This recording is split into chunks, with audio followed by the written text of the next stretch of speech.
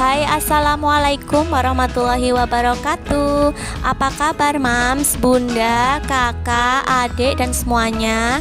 Semoga semuanya senantiasa dalam lindungan Allah Subhanahu wa taala. Terima kasih buat yang selalu setia nonton videonya Mami Channel. Semoga apa yang Mami share dapat menghibur dan juga bermanfaat. Terima kasih juga buat yang sudah subscribe, like, dan komen. Semoga Allah Subhanahu wa taala yang membalas kebaikan kalian semua.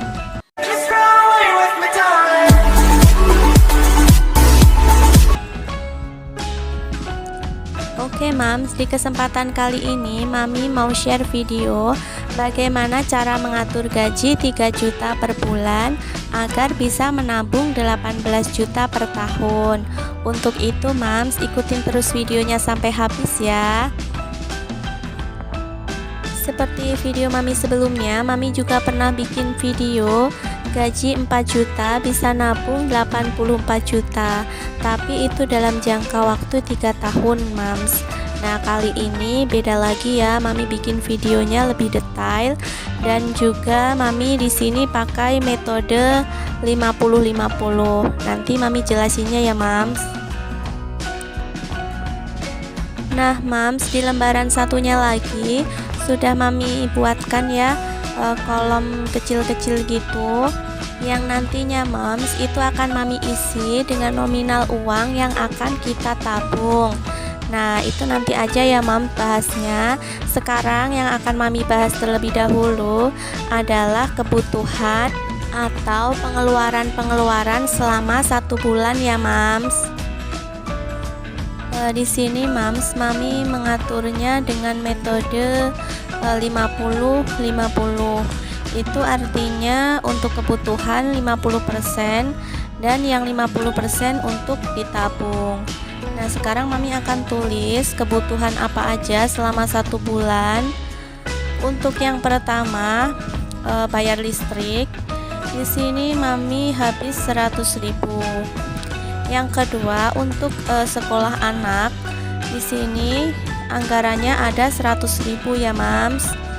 Dan itu pun anggarannya masih sisa mams, karena anak Mami itu kan masih sekolah TK, jadi biayanya itu belum begitu besar. Nah paling juga cuma buat bayar SPP dan juga beli buku, itu pun tidak setiap bulan ya untuk beli bukunya.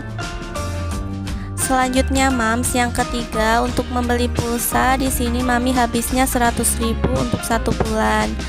Terus yang keempat untuk membeli bensin. Di sini Mami habisnya 80.000. Itu udah cukup ya, karena Mami jarang main keluar. Paling juga cuma buat belanja ke pasar ataupun belanja bulanan gitu. Yang kelima itu ada skincare. Di sini Mami anggarkan 100.000. Dan itu pun gak setiap bulan Mami keluarkan ya budgetnya, karena Mami belinya kalau udah habis aja ya mams. Selanjutnya untuk belanja bulanan, di sini Mami budgetnya 300.000. Itu untuk membeli kebutuhan seperti gula, kopi, teh, sabun dan juga minyak ya mams. Nah selanjutnya untuk membeli beras dan juga gas. Di sini Mami anggarannya 150.000. Selanjutnya untuk belanja sayur itu Mami budgetnya 300.000 untuk 1 bulan. Dan selanjutnya mams, di sini untuk dana darurat itu Mami anggarkan sebesar 100.000. Nah ini apabila ada saudara ataupun tetangga yang hajatan gitu, ataupun kalau ada kebutuhan mendesak, ini bisa kita gunakan ya mams. Dan yang terakhir mam, untuk sedekah di sini sebesar 100.000.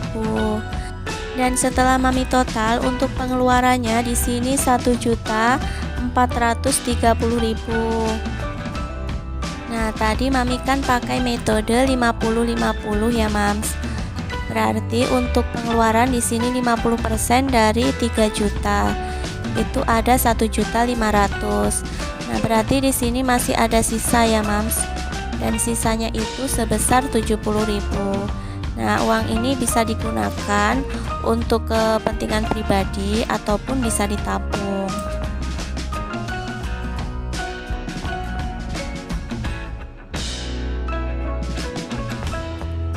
Nah, Mams, untuk selanjutnya di sini sebelum kita menabung, kita tentukan dulu tujuan kita dalam menabung itu apa.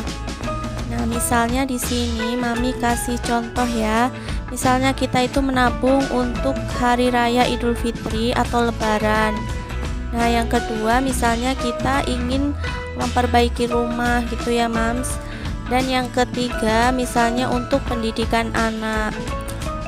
Karena Mams, kalau anak itu sekolahnya semakin tinggi, otomatis untuk kebutuhannya itu semakin banyak. Maka dari itu kita harus mempersiapkan tabungan pendidikan ini jauh-jauh hari ya, Mams. Dan yang keempat di sini untuk investasi. Ini nanti aja ya Mami bahasnya. Sekarang Mami akan bahas tabungan dan tabungan tadi kan sebesar 50% dari gaji. Berarti untuk gaji 3 juta di sini untuk menabung itu 1.500.000 ya Mams per bulan. Nah, Mams, di sini Mami pakai dua cara ya. Yang pertama itu kita nabungnya per hari, dan yang kedua kita nabungnya itu langsung. Jadi 1 bulan itu kita langsung aja nabung 1.500.000 gitu. Nah, Mams di sini bisa pilih pakai cara mana aja yang mudah dilakukan. Misalnya kalau pilih cara per hari ya kita nabungnya itu setiap hari rutin ya Mams. Dan kalau pilihnya itu nabungnya langsung, ya kita langsung potong aja untuk ditaruh di tabungan. Jadi Mams, kenapa kita itu harus menabung? Karena kita tidak akan pernah tahu hari esok itu seperti apa. Contohnya seperti saat ini ya Mams, terjadi pandemi COVID dan kita tidak pernah tahu kalau akan menghadapi keadaan seperti ini. Nah, disitulah tabungan itu dibutuhkan ya Mams. Karena di saat ini kita dibatasi ruang gerak kita, banyak juga karyawan yang di PHK, terus banyak pedagang yang rugi karena sepi pembeli. Terus ada juga pengusaha yang menutup usahanya karena mengalami banyak kerugian ya Mams. Kita doakan saja ya Mams, semoga pandemi ini cepat berakhir dan keadaan kembali normal seperti biasanya. Nah Mams, selagi kita masih menerima gaji, jangan kita habiskan begitu saja untuk hal yang kurang bermanfaat. Karena di sini yang memegang kendali keuangan rumah tangga itu kebanyakan para istri.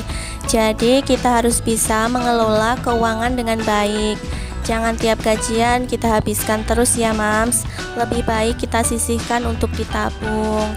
Karena kita juga harus memikirkan pendidikan anak, terus kita juga memikirkan nanti kalau suami itu berhenti bekerja, kita harus pikirkan juga kita suatu hari nanti punya usaha sendiri, seperti itu ya Mams. Selanjutnya Mam, di sini Mami sudah tulis tanggalnya di setiap tabel. Di sini Mami mulai dari tanggal 1 sampai tanggal 30. Dan kita mengisinya sebesar 50.000 per hari ya Mams. Jadi begini ya Mams, biar lebih mudah, kita itu per hari mengambil uang 100.000, lalu kita ambil yang 50.000 untuk kebutuhan, dan yang 50.000 kita masukkan ke dalam tabungan. Dan untuk pengisiannya Mam, misalnya pada tanggal 1 kita sudah menabung sebesar 50.000 ya. Jadi bawahnya itu tinggal kita checklist aja. Selanjutnya kita nabung lagi tanggal 2. Bawahnya langsung di checklist aja ya Mam.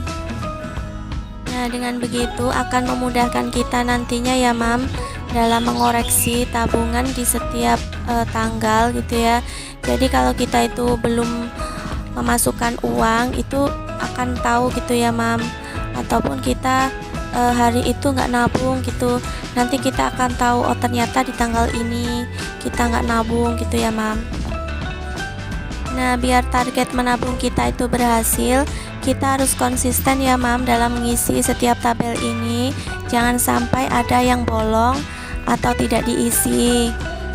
Dan biar lebih semangat lagi dalam menabung, Mams bisa warnai tabelnya seperti ini atau kasih gambar gitu biar lebih menarik ya. Jadi kita itu semangat saat membuka buku ya Mams. Untuk cara yang kedua, di sini Mami buatkan kolom ya di bawah. Cara kedua ini kita ngisinya itu per bulan. Di sini Mami mulai dari bulan Januari sampai bulan Desember, dan kita itu langsung aja ngisinya 1.500.000. Kalau sudah kita isi, jangan lupa untuk di checklist di bawahnya ya Mams. Dari dua cara ini, kalau Mams kira-kira pilih cara yang mana? Nah, kalau Mami pilihnya cara yang kedua ya Mams. Jadi kita nabungnya itu langsung 1.500.000. Karena kalau kita pakai cara ini akan lebih efektif ya Mam dalam kita mencapai target dalam menabung. Kalaupun mau pakai cara yang pertama itu juga tidak apa-apa ya Mam. Yang penting kita harus konsisten ngisi tabungannya itu tiap hari biar target menabung kita itu berhasil.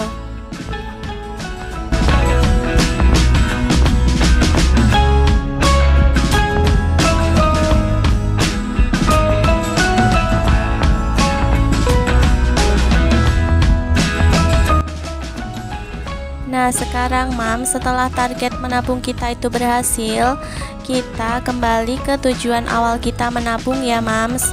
Tadi kan kita sudah menuliskan beberapa tujuan kita dalam menabung. Nah, di sini kita akan bagi tabungan ini untuk tujuan-tujuan kita dalam menabung tadi ya Mam. Yang pertama Mams, bisa kita gunakan untuk merayakan Hari Raya Idul Fitri, ini misalnya sebesar 3 juta. Yang kedua untuk perbaikan rumah, ini misalnya sebesar 3 juta ya Mam. Dan yang ketiga untuk pendidikan anak, ini misalnya sebesar 3 juta. Dan sisanya ini bisa kita gunakan untuk investasi. Bisa kita belikan emas ya Mam. Dan kalau sudah terkumpul banyak emasnya, ini bisa kita belikan tanah. Sekian dulu video Mami pada kesempatan kali ini. Semoga video ini bermanfaat, dan sebelum berpisah Mami mohon maaf apabila ada salah-salah kata. Akhirnya wassalamualaikum warahmatullahi wabarakatuh.